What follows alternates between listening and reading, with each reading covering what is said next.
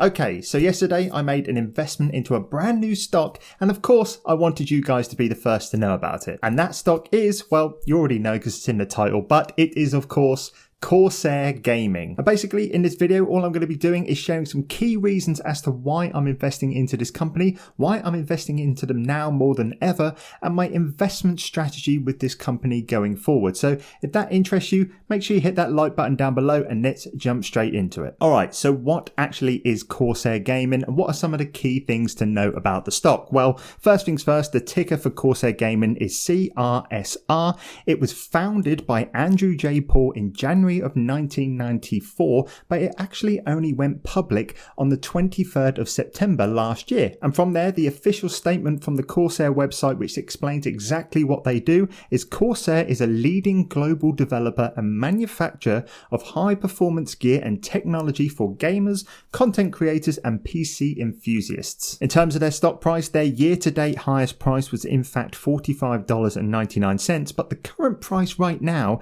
is actually at $25.23, which is in fact an all-time low for this year. And don't worry, you're probably thinking, why is he investing into it when the stock is getting absolutely crushed?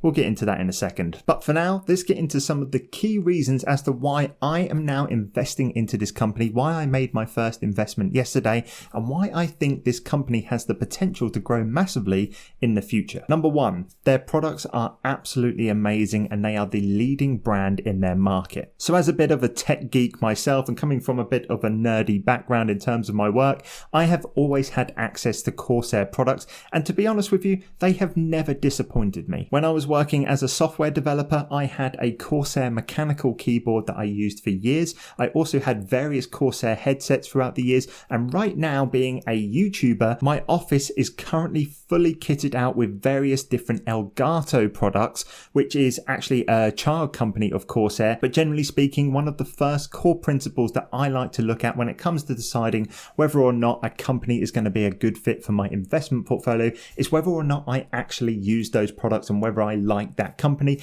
And so far, Corsair and its child companies have ticked all of those boxes. Number two, the rise of PC gaming and streaming. So as you may or may not be aware, both PC gaming and streaming is growing at a rapid rate every single day, with some of the top gaming influencers ditching their consoles to actually switch to the mouse and keyboard. Back in my day when I was a teenager playing on Xbox, I could never have even dreamed of playing a PC, but this is just simply how times change. And of course, if you're a teenager watching your idol play on a PC, the first thing that you are going to want to do is replicate that. And that is one of the leading factors as to why the PC gaming market is absolutely exploding right now. But how does Corsair actually benefit from this rise as a stock and as a company? Well, it's actually really simple because Corsair basically owns the top two leading brands in each of these sectors. First off, we have Corsair, the actual company itself, which is the leading brand for all of the PC peripherals, so like your keyboards, your mouses, your headsets, and then PC components as well. Corsair is one of the leading brands in that sector, but then you also have Elgato, which is the child company that I spoke about, which Corsair bought, which is by far the number one leading brand in the streaming market. And all I'm basically trying to say is that with the market share that these two companies that I've just mentioned holds in this growing market, this is only going to lead to more growth for Corsair stock, and their recent earnings in terms of their revenue growth just proved that, which I'm now actually going to get into. And that is basically point number three, and that is the stock is currently at its lowest price year to date, despite reporting record growth revenue figures. So if you didn't already know, recently Corsair reported their earnings, which was actually a little bit of a mixed bag, with them actually missing the estimates for their earnings per share. But for me, the main highlight during these earnings was the record growth rate that this company actually reported. And basically, they reported a 24% revenue growth year on year, reaching $473 million. But despite this amazing result in terms of revenue growth, just slightly missing their earnings per share estimate has caused the stock to absolutely tumble. And if you are a general person taking a look at a chart like this, you must think that this stock is in for dark days. But if you are somebody like me that is very much a long-term investor that focuses on growing companies that I think have the potential to grow massively in the future, when you see a company like Corsair, where I believe in their growth, see a tumble like this, and the reason because of this wasn't because of the growth, because like I said, they've reported record growth earnings, this only screams good value to somebody like myself. And just one more thing to add to the record revenue growth is that during a recent earnings call, they actually said that during the Q2 period, they were actually experiencing a shortage of semiconductors such as like chips and things like that. And this actually left sales on the table, yet they still managed to report record revenue growth during this period. So when things start to get back to normal with the supply chains and things like that, things are only going to get even better. But realistically, when it comes to valuing a stock, I really can't see a stock in my personal portfolio or a stock that I currently know about that presents a better value at the moment than Corsair Gaming. But just to summarize on this one, I think this is an absolute steal when it comes to valuing a company in terms of weighing up its potential growth. I cannot name a stock that is reporting record growth figures like this, yet they are still getting crushed in terms of their stock price. So that is my third point. Now, one thing I do want to bring up that I have seen in certain publications or people saying over the past couple of weeks while researching this stock is that people are classing this stock as a meme stock. Now, this is something that I completely disagree with. A meme stock definition in my eyes is a stock or a company that is going absolutely nowhere, like GameStop or Nokia, and people are just getting behind that stock and pumping it for no apparent reason. In my eyes, you simply cannot class a company that is reporting record revenue growth figures and at the same time they are improving their profit margins. By the way, I'll throw a little chart up here for you to take a look at.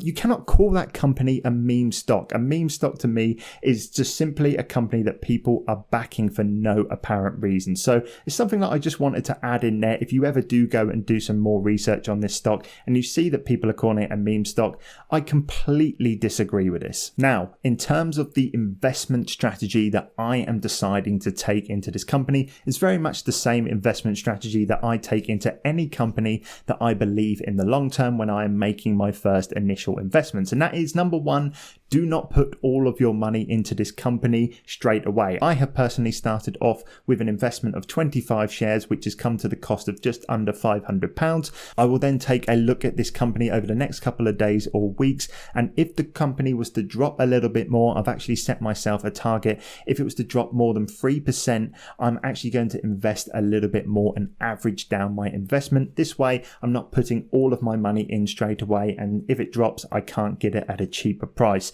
Once again, this is very much going to be a long-term play for me, and over the next couple of years at least, or maybe even the next 5-6 years, I'm going to be trying to average in on this company, try and invest into it as much as I possibly can where I see the value is right, and see where it takes me over the next 10 years, let's say. But as I always say, this is simply just my own opinion and I am no financial expert. Please do not take this as any kind of financial advice or anything like that.